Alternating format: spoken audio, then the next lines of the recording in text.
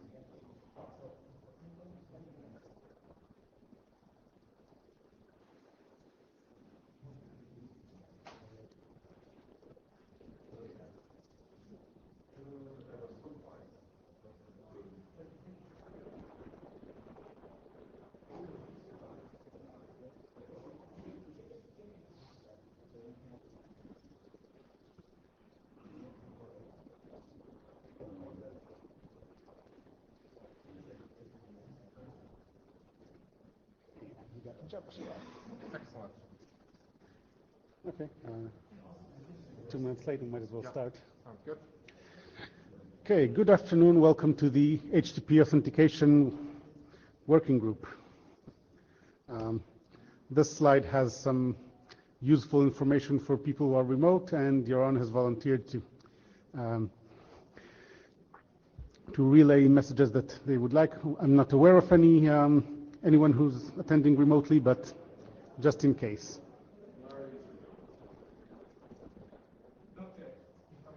Close enough. So you might have seen this thing at some point. This is Barry's shorter summary.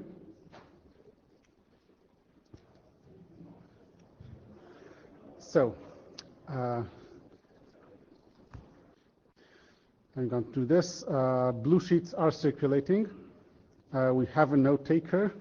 We have a JavaScribe. We'll do the agenda bashing in a second, and document status. This meeting is going to be dedicated mostly to mutual auth. So let's begin with document status. Anything else we want to do? Anything else on the agenda? Other than Rifat. Okay, so let's start with document status. Some of our documents have progressed. So HOBA was still a working group document at Honolulu. We had just finished a working group last call. Now it's RFC 7486, so this group's first RFC. Basic authentication. I just started working group last call at Honolulu. It's now past ISG review and is in the RFC editor's queue. And Digest. Digest was just a working group document. Since then, we've gone through working group last call and have sent it to Kathleen. So now it's in IETF last call. And Rifat has something to say about that. So could you step up?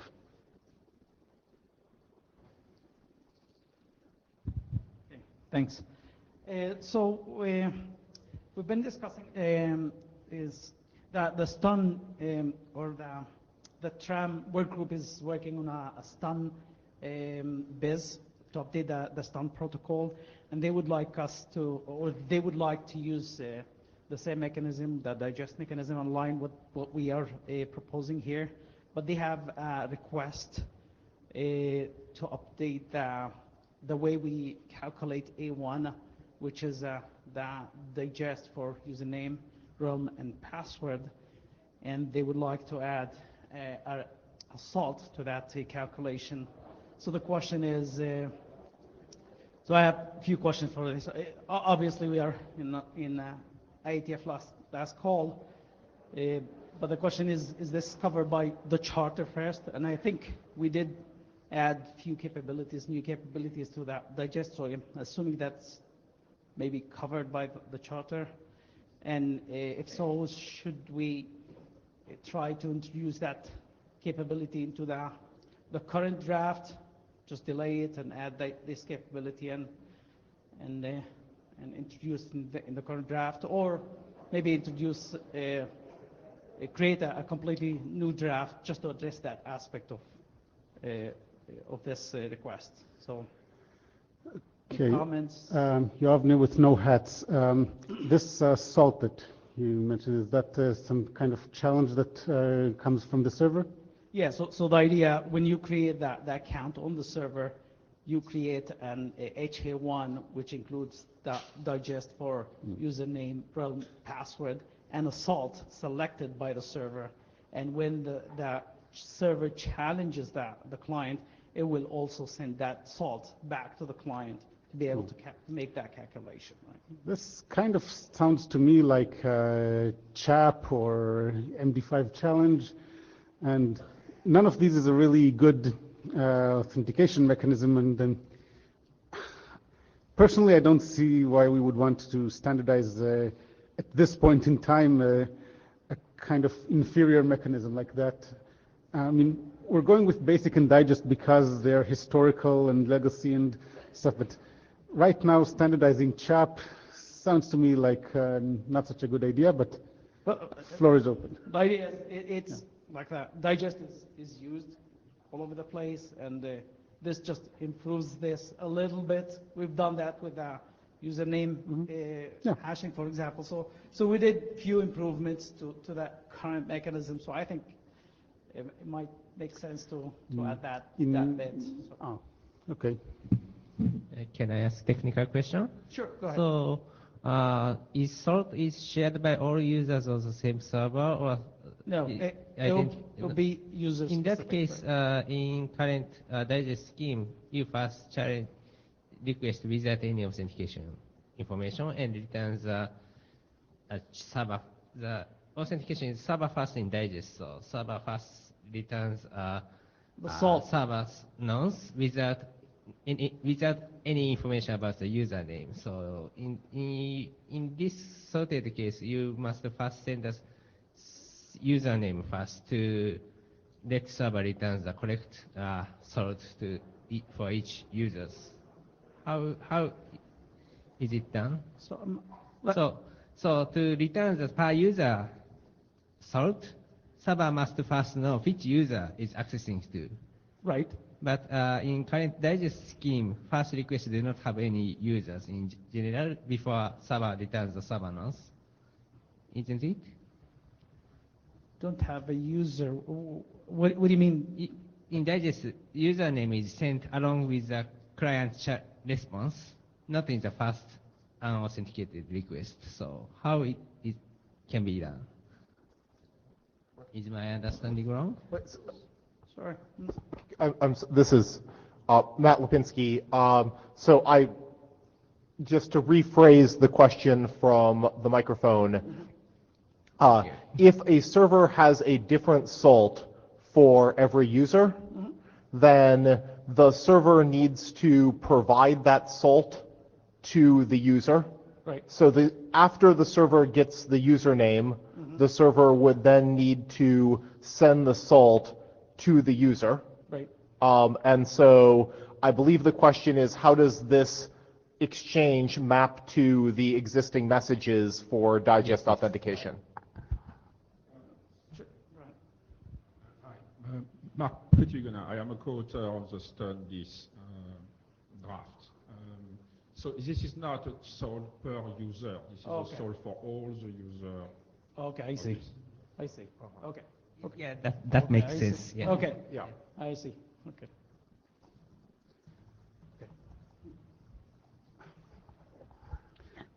So obviously we'll ask again on the list, but how many people here think we should pull back digest and add this feature? Just raise your hand if you think so. And how many think we should not do this? Raise your hand. Okay, we got about 4 or 5 people who care, and all of them don't want to pull this back. So Okay. Anybody else want to say why they don't care?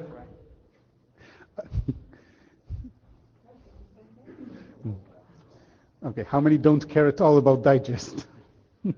Oh, that's not a lot.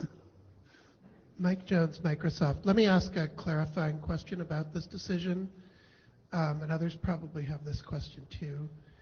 Is the current version of Digest in Last Call protocol compatible with the one from the old version of Digest? Yes, a new server would work with an old client and vice versa. And so the change to add a salt would actually be a breaking change, is that correct? Well, the client would ignore it because it's an unknown parameter, and then, well, it depends how we structure it, but we could structure that they'll still work with each other. Yeah, so you could create a different entries in the table of those algorithms, and you could indicate that it is a salted version or a non-salted version, right? So that's doable, right? Actually, thinking it over, it won't work because you only do that if your password database is anyway salted and hashed, and you don't have access to the original passwords. So then, unless the client supports it, you really can't authenticate. Right. Because you just don't Right, have yeah. the string to compare to. So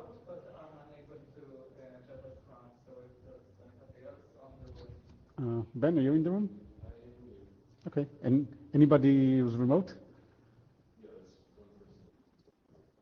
Oh, okay. So I guess, and I haven't been in the working group, so take this with whatever grain of salt you want, pun intended.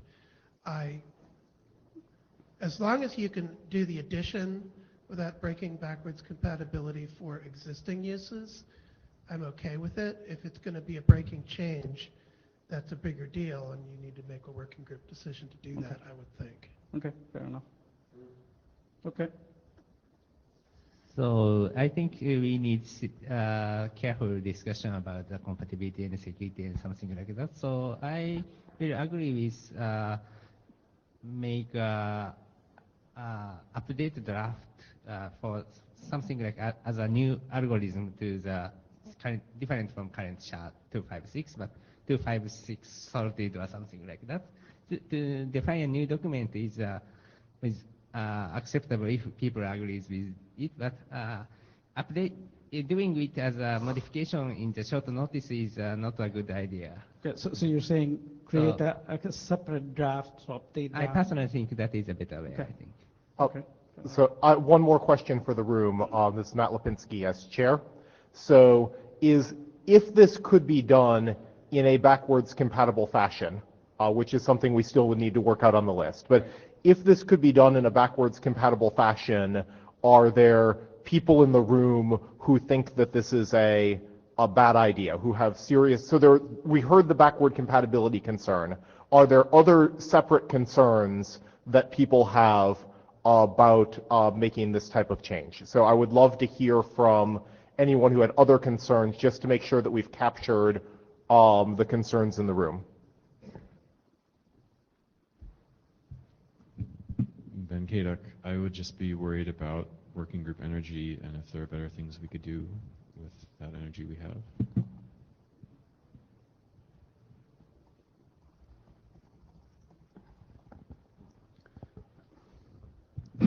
豊川は、security will not be decreased in any way, but how much increased, how much is it really add the security is the issue. So how we can tell in the security consideration, how we can tell users about its security strengths. It's not clear at this moment. Around 5 centibeats or so. Okay, we're taking it to the list anyway. Okay, yeah. And with that, we have our mutual auth presentation. Sorry, one more question to Rifat. Could you please make it clear on the list what is the threat model that we're trying to solve here? Yes, this is Yuta Koiwa speaking. Then next, please. So I remember I have some status update in the meeting before the previous meeting in 90. So after that, I adopted to accept several comments in the discussion and added several things, new things to the draft. First is uh, as uh, as the same way as the digest does, I incorporate RC 5989 for international strings, and also authentication info header is now under standardizing, so I also incorporated it. And Prezi username profile for normalization is finally incorporated into it. And the second change is internal thing, but several people asked some string format concern with the web origins concept. So I changed to remove this 80 from the string so that it is as you can use the same function with the web origins string composition. Next, please. And for authentication extensions, I added an explicit realm parameter for it.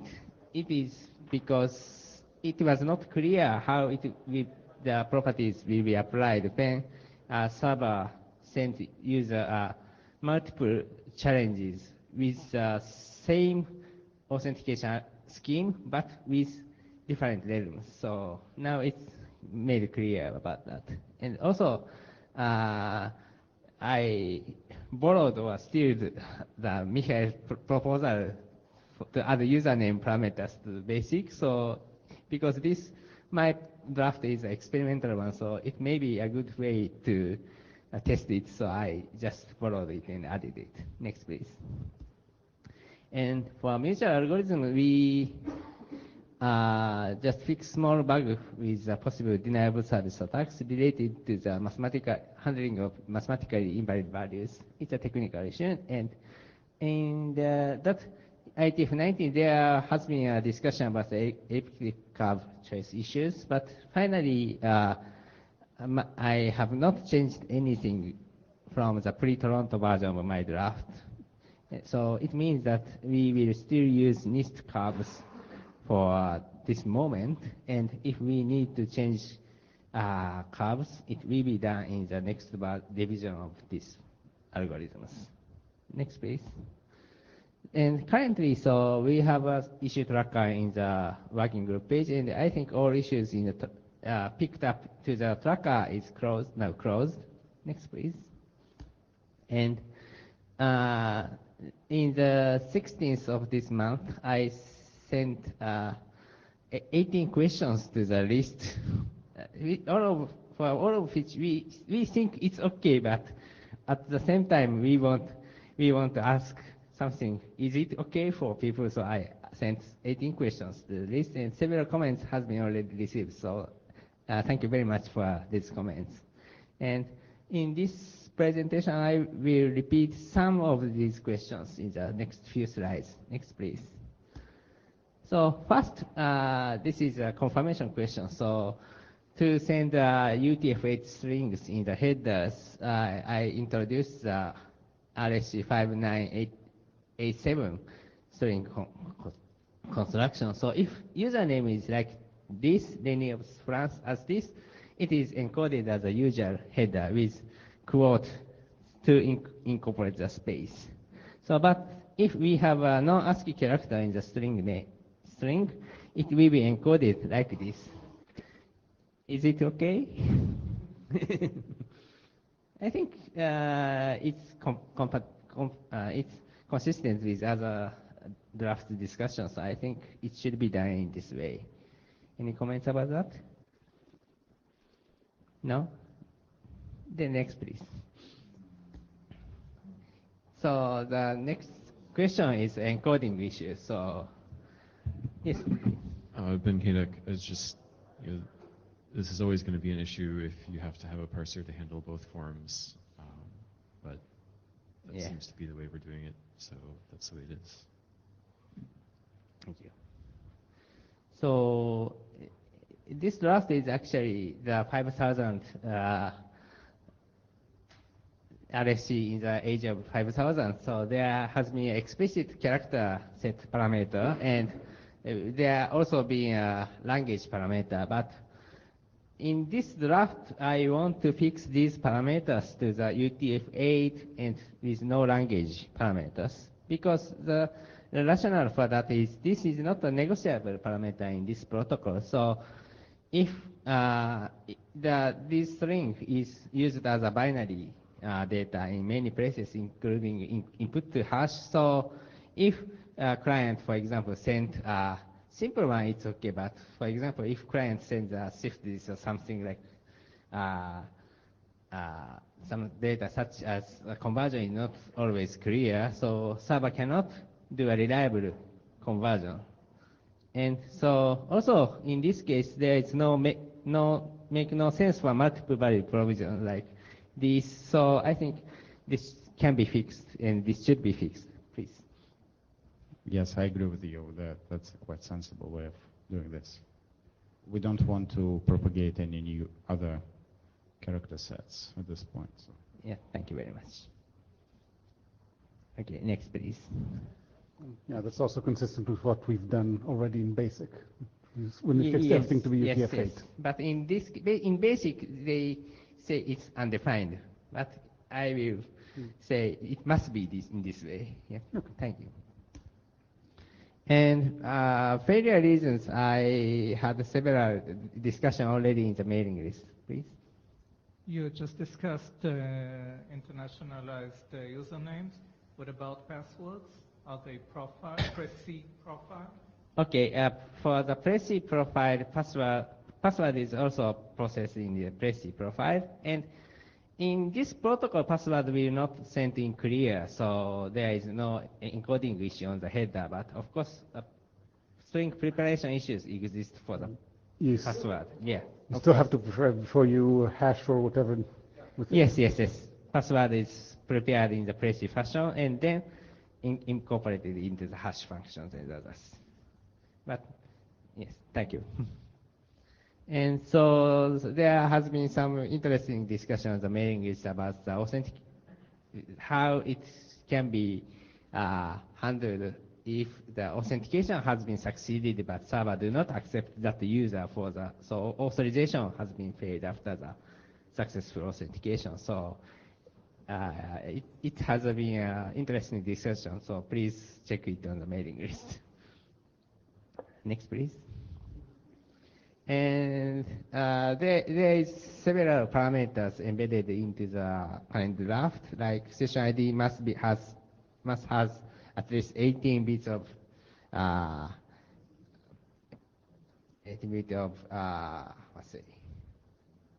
size or more, and at least 32 nonces must be active in any time to which servers will accept, because if server only accept one client node at the time,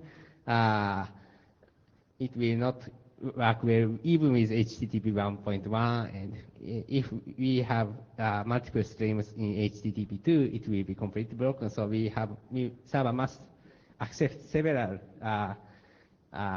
requests at the same time, but also if infinite number of nodes can be accepted from the client, server cannot perform the duplicated node check in the constant memory. So there is some kind of window mechanism into it. So this is a minimum size of the window. I think 32 is a good value for that. And also, session key retention is defined to be 60 seconds for the minimum. So client can expect if first we exchange some session key, it can be used for the next 16 seconds.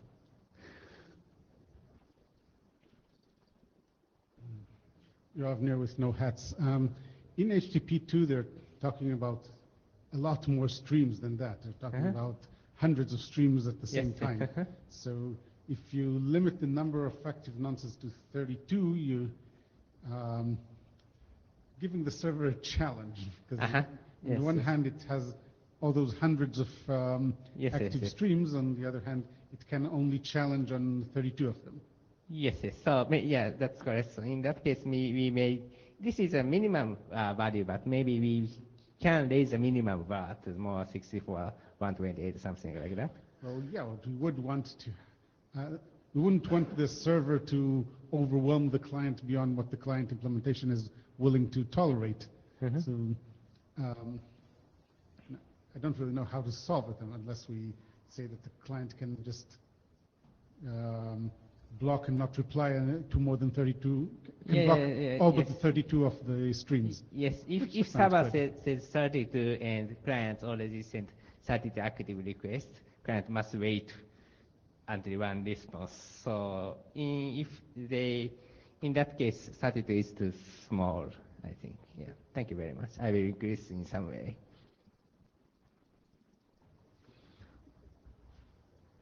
Any other comments about that? Thank you. Next, please. And we always have an IANA consideration section, and there might be, we have to define some requirements level for adding new algorithms. Like algorithms here means choice of cryptography and parameters. So we should find some level for requirements. So I think RFC required level is proper, but how do you think about that? And one thing to consider is we have, like a secure shell protocol, we have a range of private use identities. So experimental one do not need to follow this, but in some sense, this is a requirement to use the official range, in some sense, official range of the parameter names. Is it okay?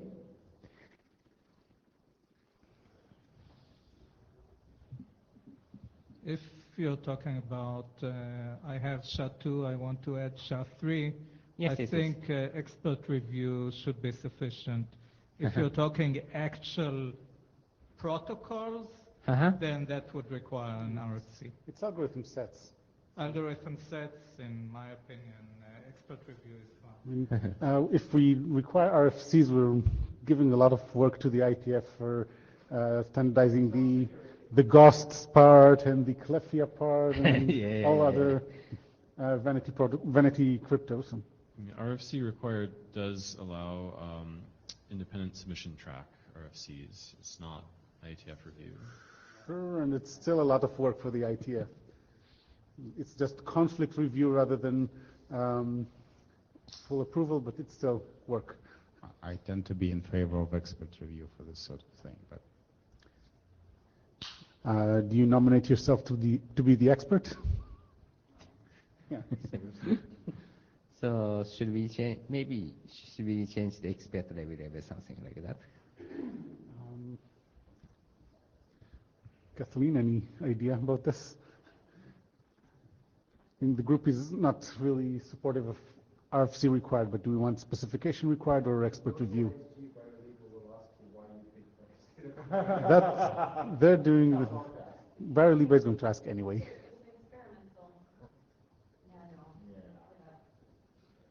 I could repeat.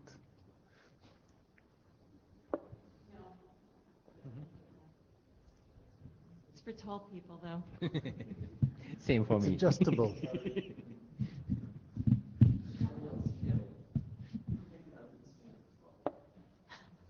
Much better. We're talking about an experimental draft here, and let's see, providing range of user IDs. So I think specification required should be more than enough, right? So you could use an RFC, or it could be just a stable reference. Do you have some reason why you want RFC required? Maybe we can have some security review or something like can be done in some way. So I think. I'm sorry, repeat that? Sorry, my intention was we need some kind of review about security strengths or something like that, so IETF can check it in some way. That's the intention for my choice, yeah? So it could be specification required with a designated expert review, which doesn't necessarily mean that you need an RFC. Yes, So the designated experts should be designated experts, right, who would have that capability. Thank you.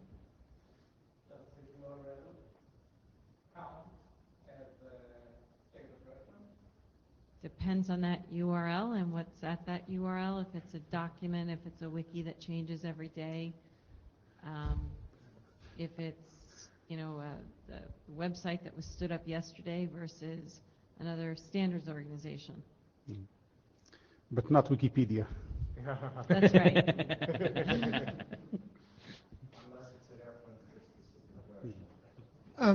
This is You can. Mike Jones from Microsoft, but right now speaking as one of the Jose editors. Yes. That working group, and this is just data for you, decided to do specification required with expert review, and there's text you could steal from the document. Thank you And very you much. might even be able to steal Jim's shot as a designated expert, but that's up to the area directors. Thank you very much. And just one more comment, because we did review the drafts for these requirements, and I think it's going through another rev soon. Is this something you're? No, I don't know why I was thinking that might be part of this. I think Murray might be, but anyway, one of the comments I asked is if a specification required could be an email to an IETF list, because we know you can reference those links to that IETF email in the archive, and it's stable. It's not changing. So that's something folks were kind of considering, and in some cases that might be okay. I think it depends on what it is. But I was trying to see how we can lower the barrier to entry for these things. I don't know if everyone will agree, but I didn't get pushback on the idea.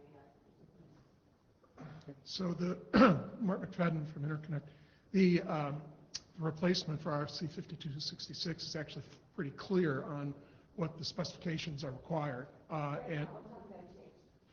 Well, there is an update to 5266, and so you're hoping to rev it again? It could have been a yes or no. So I believe that was the plan, because I think the rev that just happened, we were limiting what was actually revved in it. And when several of us in the IESG gave comments, I believe, I don't think I'm confusing drafts, but I believe they said we'd have the opportunity to add these in the next revision. And it didn't sound like it would be that far off. I don't know how long it'll take to publish, but. Okay. Under the current 5266, though, a link would not be good enough. That's correct. Right. And I don't have a timeline. Thank you. I will check again for the definitions of expert review, and I will put something different from now on. Thank you very much. Next, please. And this is actually a difficult question about decision for the how optional authentication will be handled in this experimental thing. So my proposal is actually this was compiled before the discussion of HTTP BIS 1.1. So my proposal is to add a new header explicitly specifying the optional opportunity for the authentication. So the good point for this is it is guaranteed to be ignored by all the clients, because for all the clients, the header just seems as some unknown attribute to the content, so it will be completely ignored. So, but in this number is HTTP BIS version of the HTTP authentication header. So this RFC explicitly says that server may generate a www authenticate header field in other response messages, others from 401 header to indicate the supplying credential might affect the response. So in the text, this means it can be used for optional authentication. So how do you think about that? Me as a firewall vendor, don't do anything that defeats sanity checks. www authenticate never goes with 200 now. Yes. Maybe someday it will. I'm sure somewhere there's a box that would really, really not like it. Yes. So, and by the way, we are talking at this point about the extension draft rather than the mutual auth draft. Yes. Okay. So I think it means for this experimental thing, we can try with a new header and see how it works. Any other opinion about this? Thanks. Next, please. So, and one criticism to our draft is simply the string is too long. Do you think this is too long for the HTTP header? Because it is not only a per se feeling question, but people complaining why you do this kind of long headers for, in the case HTTP people trying to compact the headers as most as possible. So I would like to change it a little bit like this. Is it okay for me to change this? It's your header, you can change it to however you like, but having looked at packet captures of HTTP, this is nothing. I mean, I've heard from from vendors of caching proxies that anything under half a K does not concern them at all. Thank you. Okay, next please. And in a consideration, again, this is the final question. So intention for this is, this header is, for example, just as Mikhail's proposal to the basic, several people proposing a small extension to the HTTP authentication, but because the header field is defined for each authentication schemes, you cannot do it in the shared fashion. So you can propose small extension to basic, but it cannot be used by digest. So this header, this experimental authentication extension header is can be used as a catch-all extension point for trivial authentication extensions. Like you can use it for only for 1 day or something like that, or you can use this username for authentication trials or something like that. So it's very catch-all thing. So we should be rules. There should be a rules requirements as a authentication cryptographic algorithm. So I chose the specification required for this place, but it means following the previous discussion, we can also lower the bar for this one. How do you think about that?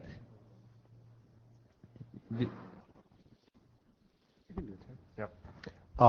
Matt Lipinski is an individual. I think specification required is appropriate here, I believe. Thank you.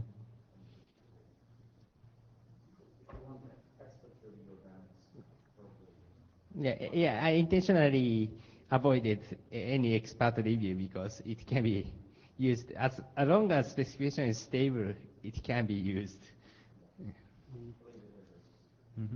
I think that some of the people here are not really aware of what this client hints are. Can you elaborate on what a client hint is? For client, sorry, can you repeat the question? What is a client hint? Client hint means like, client hint means a client in this extension, client can ignore any directive which client does not understand or not willing to follow. So, but for example, server in HTTP authentication, server we have an explicit logout header from servers to client, but client, because client always has a credential, server cannot force clients to forget about username and password credential, but server can, in this extension, server can tell clients that performing logout at this moment is good for users about user interface design or something like that. So that's why I called it client hint. Other things is the username extension. Like, so if, for example, for routers or some appliances, there is only one user valid. In that case, with authentication request, maybe the username you want to use is this one, so it's a username extension. Of course, it can also be ignored by users, but it's a hint for the clients. Okay. Thank you. Next slide. Next slide, please. So do you have any other comments as well? Of course, my 18 list of questions is not a limiting list, so you can have any comments to the other questions as well. Do you have something?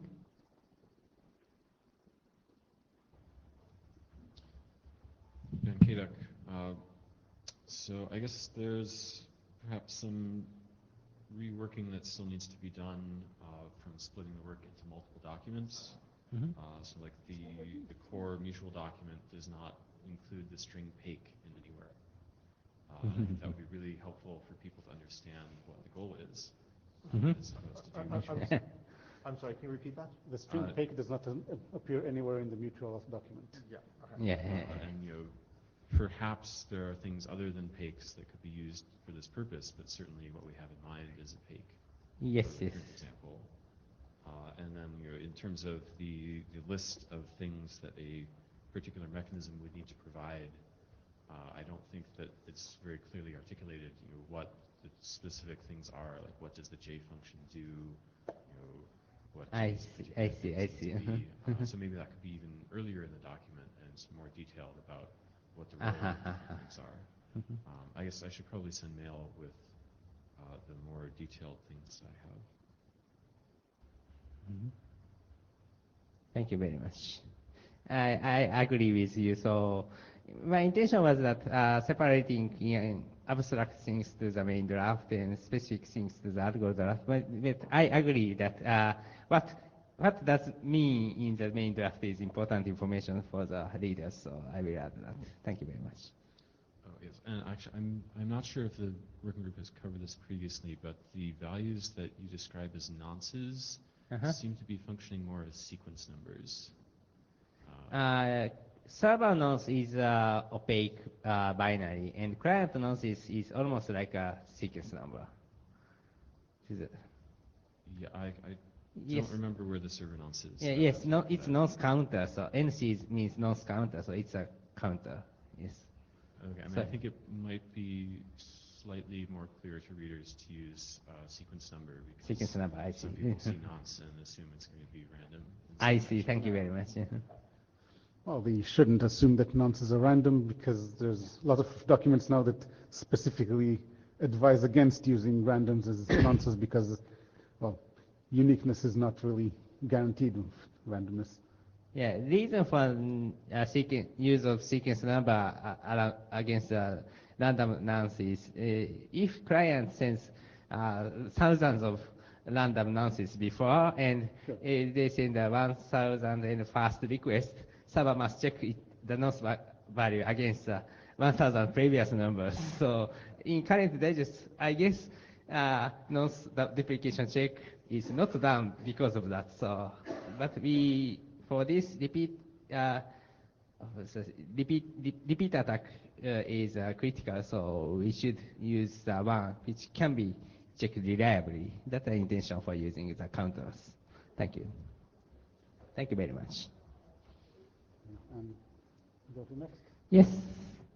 So I will reflect discussions and several comments I received to the next draft, and I must admit that my English is really poor, so I will refine the whole text and how then we can proceed to the next step or something like that.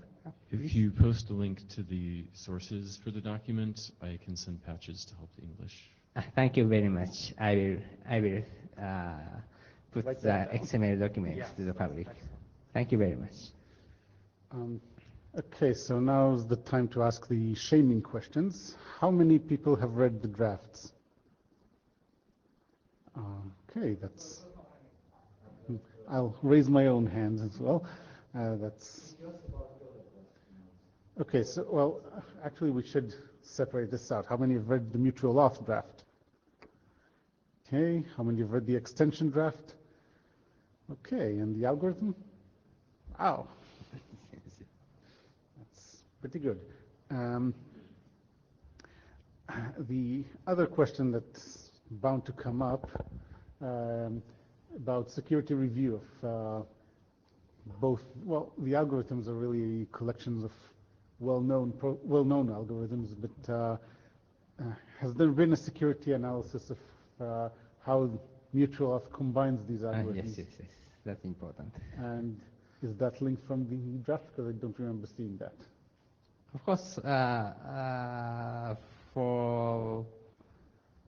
for myself, I really checked about the security, but we need external review for that. Yeah, we need an external review, and because this is something that we are going to be asked in the ISG review, even if it's only supposed to be experimental. Yes, I completely agree. Okay, good. So, since we do have people who have read at least one or two of these drafts, do you care to comment about how close to done they are? Anyone? Even you might as well stay next to me, Mike.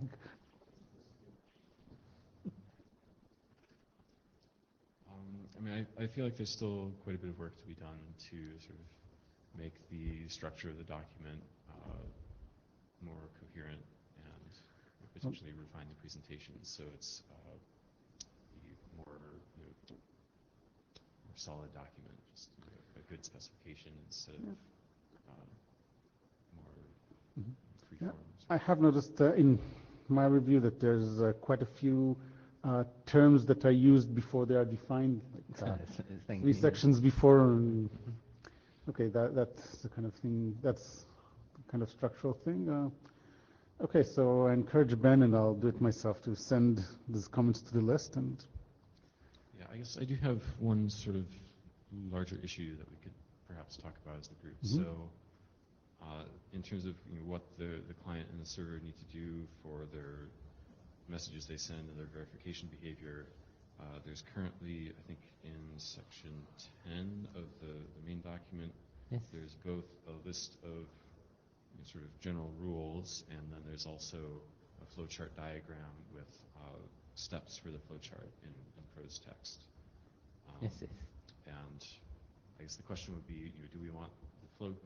Do we want the state machine to be the normative part, or do we want the other rules to be the normative part? Yeah, that's a question, because first I will explain my intention. Because it's the state handling is very important for client side for security. So I intentionally wrote a specific state machine to the main draft, so that even implementers without a deep security knowledge will not confuse about that. But requests, comments from the mailers is that it should be more, specification requirement based. So I added the specification part first. So this kind of steps, this is currently non-normative state machine, which was first intended to be the normative one. So, but currently this is non-normative, just advice for the leaders. And we have a specification on the one section before.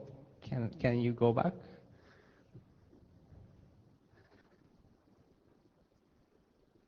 This kind of requirement-based definition is currently normative in my draft. Yes. every diagram? And diagram is the next bottom. It's a complicated. It's my, yeah. This is the. Hopefully we can get the new RFC format so that we can make diagrams like this. Exactly. More presentable. My own. Yeah, my you own, can also yeah, do my that own today. PDF version is more readable actually. In the PDF version submitted to the IETF as a subside document, the figure is much clearer. Yeah. Yes, thank you. You should see the PDF version, maybe. Actually, without this kind of intersection, this figure do not fit into the one page of the current analysis format. So, so I think we should still keep the state machine at least as a non-normative hint, because it really helps implementers, including our internal implementers of our own implementations, referred. I think the state machine, or both. I personally prefer the state machine expression. Question, is it just you asking which one should be normative in case there are differences? Yeah, of course, asking rather than is the gist of it, yeah? Then maybe you should say at the beginning of the session which section, relevant section, which one is the normative, and the other one is... yes. First, currently saying the specification-based, requirement-based one is normative, and state machine is non-normative, informative one.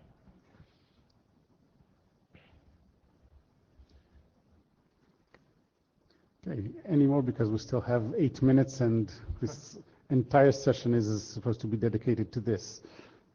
So I guess, just my question, it sounds like this has already been brought up on the list, so maybe I should not be asking if anybody else would prefer the state machine to the rules as the normative part. Actually, this was the one question I put in the mailing list button omitted in this presentation. So yes, I think slightly it's duplicated, so I might want to ask more comments from the by state machine, do you mean this drawing or the description of it? Drawing is completely drawing informative. is always illustrative, whereas the text is normative. No, I'm talking about like the step 1, The step 2. Okay. Yes. Go to step 6. Mm-hmm.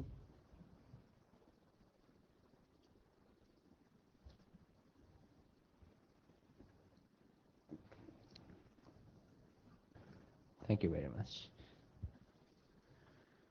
Okay, and with that, we're going to... Then I will do my job. And Sure. please send other comments as well to the mailing list so that I can incorporate that to the next revision of the draft. Thank you very much. Okay, excellent. And with that, we can go to open mic, which is expected. Oh. I suppose there's not necessarily a whole lot of point in asking this again, but is there anyone other than me who is even a little bit interested in rest off? Yeah, it's yeah, Nico's. Yeah. Oh, that. Well, it's a working group document. No, it's actually not anymore. But well, Nico has dropped off and hasn't said anything about it in about a year. So we kind of, I mean, if you want to take over, we might do that. Yeah. Yeah. It's also kind of a meta thing rather than a specific algorithm. Okay, so the easy question of, has everyone signed the blue sheets? Good, then have fun at the bits and bytes. And we're done.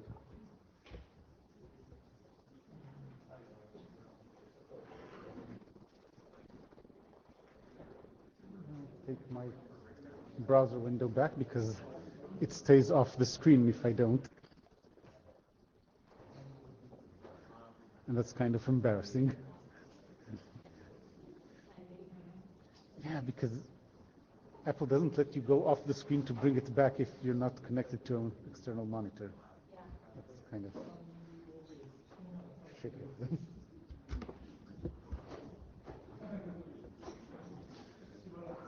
Brian, we were just talking about you. We were just talking about you. Right.